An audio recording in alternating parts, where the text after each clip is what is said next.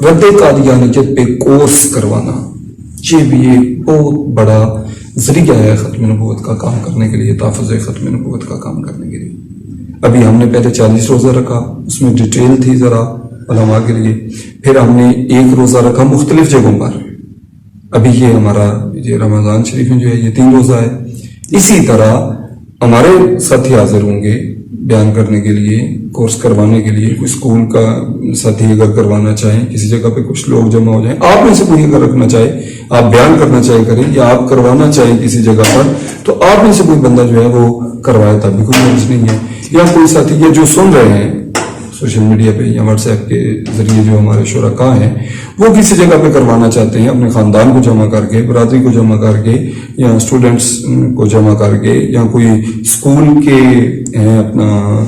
مالک ہیں تو وہ، یا کسی بھی جگہ سے کورسز جو ہے وہ 1 دن کا 2 گھنٹے کا بھی لیکچر اس ٹاپک پہ بڑا اچھا ہو سکتا ہے، جس کے ذریعے ابھی ہم چھپا رہے ہیں انشاءاللہ العزیز یہ سوالات اور جوابات کی شکل میں ایک مختصر سا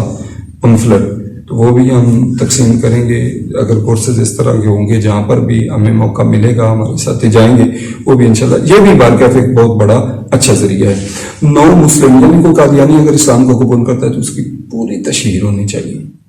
اور اس نے جو وجوہات وہ بیان کرے، چونکہ اندر رہ کے وہ آتا ہے، جس طرح پچھلا ہم نے مضمون دیکھا ابتدائی سرگرمیوں والا، تو برق صاحب نے بڑا وہ، ان کو سارا پتا تھا کیا کیا کس طریقے سے مسلمانوں کو گمراہ کر دیں گے، چونکہ وہ خود پہلے قادیانی تھے، تو اب جو باریک چیزیں انہوں نے بیان کی ہیں نا،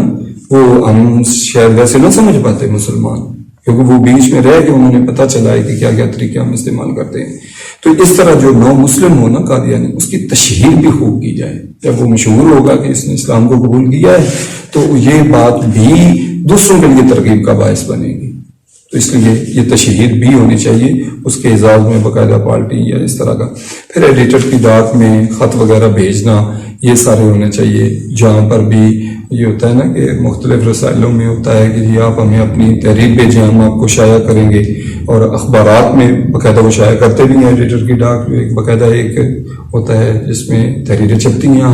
عوام کی چھپتی ہیں، تو وہاں پہ گائے بگائے کچھ نہ کچھ ایسی تحریر وہ ہمیں بھیجنی چاہیے جس کے ذریعے یہ ہو۔ پھر جو ہماری محفل ہیں کسی بھی عنوان پر ہو، اس میں بھی یہ ٹاپک رکھے جا سکتے ہیں، جو منتظمین سن رہے ہیں، جو محفل کرواتے ہیں، وہ براہ کرم اپنے محفل کا یہ عنوان رکھیں، اور کسی جن کو بھی علماء میں سے جن کی خدمت میں بھی آپ عرض کریں بیان کے لیے، ان کو کہیں یہ آپ کا ٹاپک ہے اور آپ نے اس کو ڈیٹیل کے ساتھ ذرا بیان کرنا ہے، جتنے ساتھی بیٹھے ہوئے ہوں کم از کم وہ اچھی طرح ان کے ذہن میں راسخ ہو جائے کہ یہ کیا ہے، ان کا طریقہ واردات کیا ہے اور ہمارے فرائض کیا ہیں۔ اس حوالے سے ختم نبوت کا کیلنڈر شائع کیا جائے، ڈائری شائع کی جائے، مساجد میں یا جہاں پر موقع ہو آیات مقدسہ، احادیث مقدسہ اس حوالے سے جو ختم نبوت پر دلالت کرتی ہیں ان کو جلی حروف میں لکھوایا جائے۔ یہ سارے کچھ ذرائع ہیں جن کو اختیار کر کے ہم تحفظ ختم نبوت کا ایک مؤثر طریقے سے کام کر سکتے ہیں، اور ایک اچھے ورکر اور کارکن کے طور پہ کام کر سکتے ہیں۔ میں امید کرتا ہوں آپ انشاءاللہ العزیز ان پر عمل کریں گے۔